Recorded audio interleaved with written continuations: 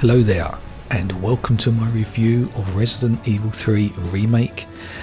Now, this game has been out a while now. It came out last year, 2020, but I really wanted to do a review of this game because I've got quite a lot to say about this.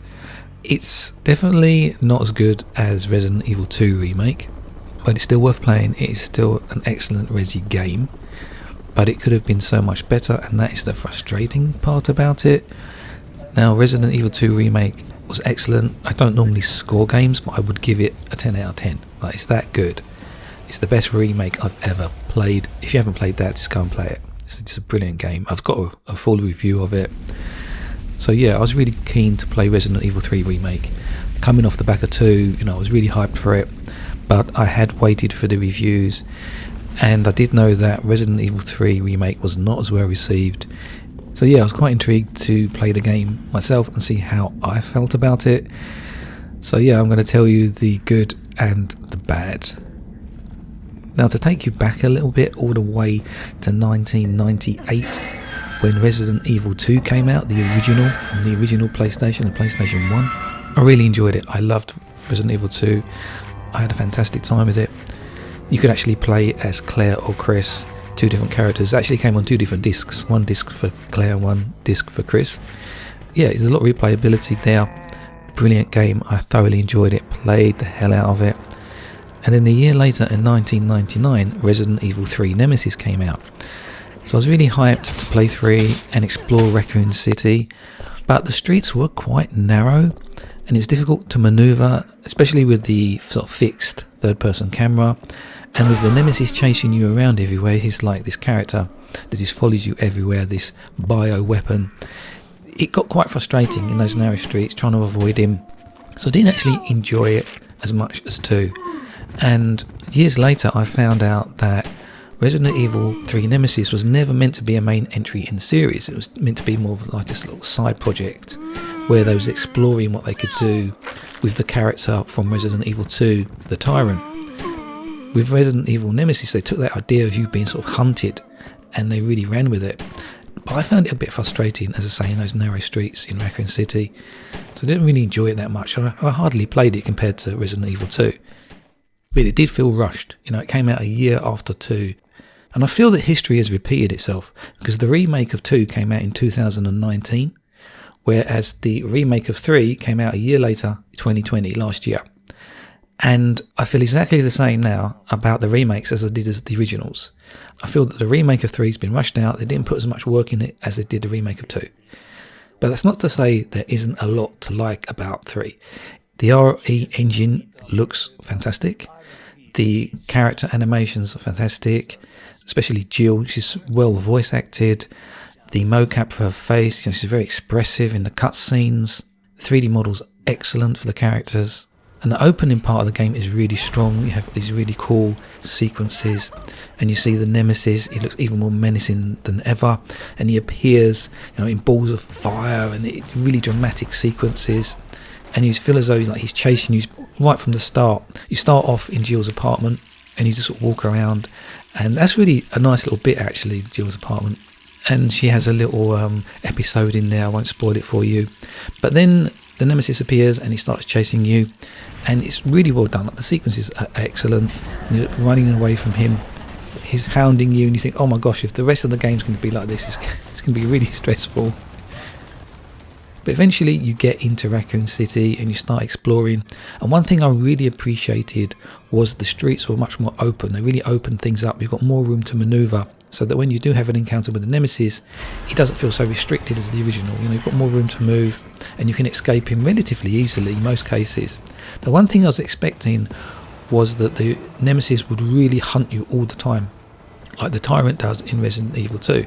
Like in Resident Evil 2, in the police department in Raccoon City, the Tyrant appears and he literally follows you around. He literally follows you around from room to room, harassing you. It does get a bit much, actually.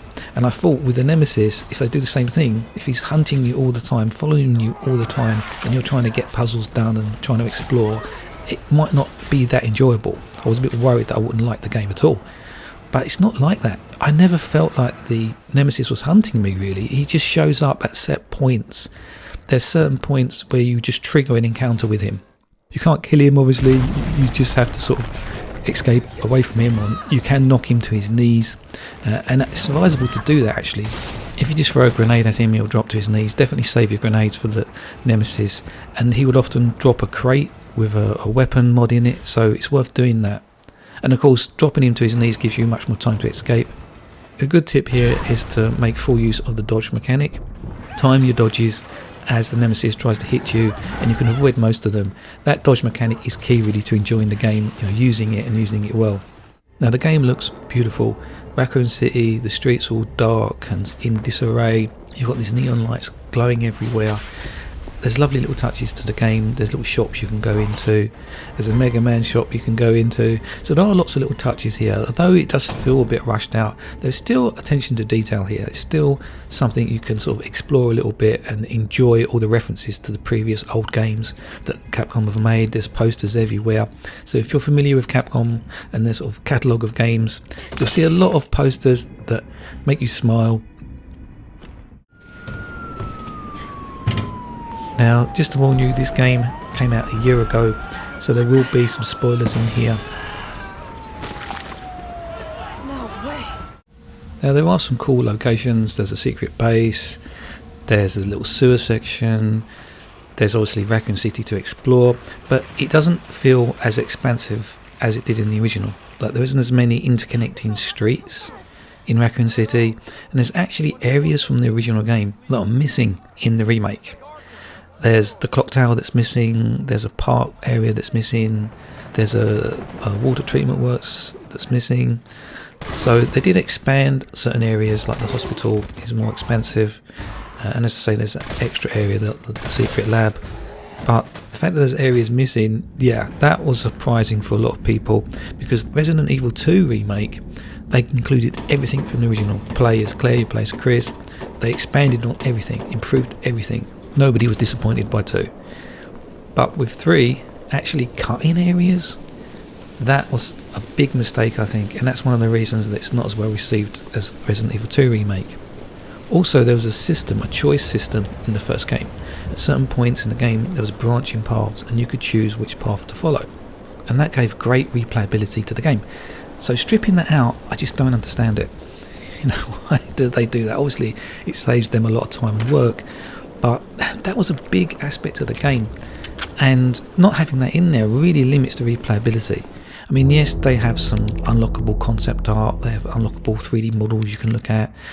I mean, as much as I love concept art and looking at 3D models myself, that really isn't a strong reason to replay the game. There is a shop that opens up when you finish the game, and then you can purchase items, extra weapons and things, so that just gives a bit of replayability. And there are harder levels of difficulty that unlock as well, and I definitely recommend playing on the hardcore rather than the standard mode. If you play on standard, there's so much ammunition there. You don't really have to worry about running out of ammunition unless you're a really bad shot. So if you want that survival horror feeling where you're actually worried about running out of ammunition and choosing what battles to fight and using your flash grenades well to avoid encounters with big mobs of enemies, then definitely play on hardcore. With Resident Evil 3 Remake, they've really tried to streamline it. I remember there being more puzzles in the original. In the remake, there's like 2 or 3 puzzles in the whole game. I find the puzzles break up the action nicely, give you a bit of a breather. So to take them out, it definitely feels like Capcom are trying to streamline the game, make it more action orientated. There's some fantastic set pieces. There are some quick time aspects to it. You often get that in Resi games. They're quite simplistic. Literally press this button or move the stick forward or backwards. Do you really need those simplistic quick time events? To be honest, I don't think you do. It really doesn't make you feel like you're really interacting just because you're pushing the stick forwards or backwards when you're told to do it. There's even one part where you're on top of this building and suddenly this car appears. It's actually the car from Resident Evil 7, which is a bit cheeky. Some people might think that as an asset flip, or you could think of it as just a little nod to 7. Hardcore Resi fans would notice and appreciate. You can look at it either way. It's probably a bit of both. But yeah, you get in this car and you can control the car. You just like press R1 and R2. But it doesn't feel like 7. Like when you played Resident Evil 7, there's lots of scripted sequences, but it felt like you had more control. With 3, it just feels like You know, they suddenly default, oh, why don't we just stick a car at the top of this building? Suddenly it just appears there, rather than it being well planned, like the game being really well planned out. Like with Resident Evil 7, it felt like everything was so well planned out and thought through before they even started making it. You don't get that feeling with Resident Evil 3 Remake. There is a sewer section in 3 Remake, just like there is in 2. But in 2, it was much bigger, more fleshed out, well thought through. I mean, as an action-orientated game, it's got some great set pieces in it. And some parts of it, you'll be like, wow, that's really cool. But there is one part in the hospital where you've got to actually kind of look after Jill. She's not well. And you kind of barricade her in. And there's a zombie that hangs out at the barrier. Now, you have to keep killing those, because if you don't kill the zombies at the barrier, you foul it. You've fouled that section of the game. And it happened to me several times. I didn't realise that, because the zombies don't actually dismantle the barrier. You never see them actually dismantling it. So I didn't realise it was a problem. And then later on I thought, oh right, okay, I see what they want me to do now. But they want me to make sure that those zombies at the barrier are dead. And then as soon as I realised that, then I've got through the area really quickly. But yeah, again, it just felt like that wasn't really that well thought out and implemented. Now, just like the original, there's a section of the game where you go back to the Raccoon City Police Department. And initially I thought, oh god, yeah, that's kind of a bit of an asset flip, you know, it's a bit of a cheap bit of padding for the game. But to give credit to Capcom, they did actually think it through quite well, because you actually get to the police department before Chris and Claire. You know, you go as Carlos, as another character in the game that you get to play as. You'll realise, oh, so that's why that pipe was broken in that area. And oh, that's what happened to those policemen. You find some policemen that have been killed. Oh, that's how they got killed. So it kind of gives you a little bit of backstory to 2, which I thought was really clever, and that was really nicely done. Now, Marvin from RE2, the policeman in the Raccoon City Police Department, you actually see how he got infected, which is a nice little touch. Now, another thing that they've streamlined is they've removed the ink ribbons. Even on the harder mode, there's no ink ribbons. You just can save whenever you hit a typewriter. So they really seem to have sort of removed anything that gets in the way of the flow of the game. They just want it to just completely flow from cutscene to cutscene and set piece to set piece, with hordes of enemies to fight as you progress in, and lots of barrels to shoot and blow up. You definitely blow up the barrels to kill groups of enemies. Now, there is a even harder difficulty to unlock, and it does mix things up a little bit. But the thing is, when you open up the shop and you start buying things in the shop, there's weapons in there with unlimited ammunition. There's coins that buff your health, your strength. So it's actually like a cheat mode. Once you start getting stuff out of that shop, you know, you can earn in-game currency. You don't have to spend real money or anything like that to Capcom's credit. They're not trying to squeeze more money out of people. But you can earn in-game currency by doing certain things. And you can spend that in this shop. And you can buy like a knife that sets zombies on fire. That is pretty cool. But yeah, everything in the shop kind of makes the game easier. They're unlocking harder modes for you to play, more challenging modes. But then they give you weapons with like unlimited ammunition. So it kind of like negates it. It's weird. A cheat mode, it just makes you OP. And then the game's just a walk in a park, and you know, what's the point? It's a bit of fun, but yeah, I mean, it's kind of a missed opportunity again. Rather than making it more challenging and giving you new weapons to like find new ways to meet that challenge, they've just given you these OP weapons and let you run riot. And for me, that's not survival horror. That's not what I want from Resident Evil. There's a vaccine vial, this kind of bright pinky vial. It's just like a tube that's sort of glowing. The in-game model for that is completely different to the in-game model they use in the cutscenes. And that was really jarring to me. It's like, wait a minute, that's not the capsule for the vaccine that I picked up. It looks completely different. And it seems like just a small thing, but again, it's an inconsistency that just highlights the fact that this game's just been a bit rushed. You know, like little things like that take you out of that suspense of disbelief. And yeah, I found that a bit jarring and a bit sloppy, really. I mean, I don't like to call developers lazy, because they're not lazy people, they're hard-working people. But this needed a bit more time in the oven. Now, there's this big, massive boss at the end. It seems to be something they always do. Resident Evil have these huge final bosses, and you get to fight him with this railgun, a handheld handheld railgun. Like, the power of that thing, there's no way she could handle it, or anyone could handle it. You know, it's just huge, totally over the top, totally silly. RE3 is a bit of a silly game. It's kind of funny in places when I'm not sure it's meant to be. Jill actually survives a massive fall in a car. Like, you get into this car at the top of this building, and then she falls off the top of this high building in this car and survives. It's just ridiculous. She's more indestructible than the Nemesis. There's even a bit where a rocket lands at her feet and she doesn't get damaged at all. She just gets blasted into the air and miraculously survives. Now, as I say, RE3 Remake is not a bad game by any stretch of the imagination. I thoroughly enjoyed it. I only paid about £22 for it, brand new, sealed. You know, the game is a lot cheaper than it used to be. I mean, if I paid full price for it when it first came out, I'd probably have a different opinion. But for £22, I haven't really got any complaints at all. Most people finish it in about 5 hours. Took me more like 12 hours because I do take my time, and I knew it was a short game, so I really took my time with this one. I explored every little nook and cranny. I really savoured it because I knew it wasn't a big game. It's just a shame. It could have been so much better. I mean, it's a main entry in the series.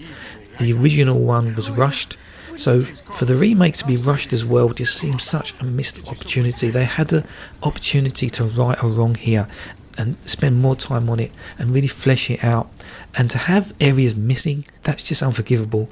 Put the clock tower in. I mean, you see the clock tower in the game, you don't get to explore it. If they put that in, if they put in the other areas that are missing and expanded on them, put in the choice system to give that replayability factor that's sorely needed. And I think if you set the bar high with one game and then the follow-up doesn't match it, even though that could be really a good game, it's still going to be ultimately disappointing for people, and I think that's what's happened here. I think Capcom have kind of made a rod for their own back here. They made the 2 remakes so good, and they should have capitalised on that, and they didn't. They built up so much goodwill with the 2 remake, and they kind of squandered a lot of it with 3. Now, I should quickly mention RE Resistance, which is a free multiplayer game that you get with Resident Evil 3 Remake. Now, in this little multiplayer game, you play as one of 4 survivors, or you can play as a mastermind. Now, the survivors have to escape one of, like, I think 7 maps. Now, each map is divided up into 3 sections, and the 4 survivors have to work together to escape the maps. Now, the mastermind is controlled by a human as well, and as the mastermind, you have to thwart the survivors at every turn and stop them from escaping from the maps. You can spawn monsters, even control monsters on the map. You can set traps.